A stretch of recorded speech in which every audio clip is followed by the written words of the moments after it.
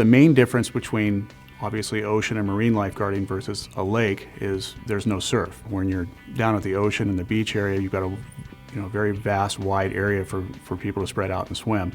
When you're in a lake environment, they're contained into, most of the time, into a swim area on guarded beaches. So it's packed all the way through. The intensity of having to watch those people really is magnified in that flat water environment. Ocean guarding, it's pretty typical to be able to see, who's entering the water and kind of red flag people as they go along as a decent swimmer, not such a great swimmer. When you're in a flat water environment, you're just looking out there, everybody's the same. Every child looks about the same size, same age. And it's really difficult to put red flags on people just because of the sheer numbers out there.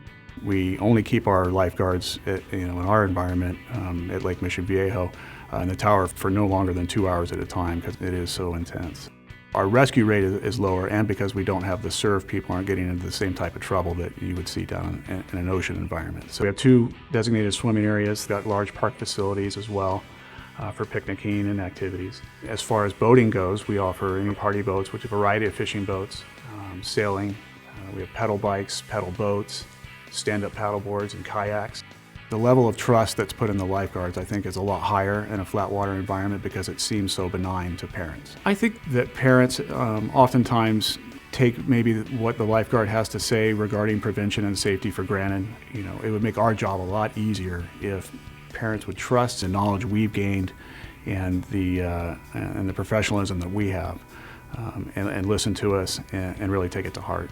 At our lake, basically, we follow the Coast Guard's rule of navigation and whatever parameters they have set.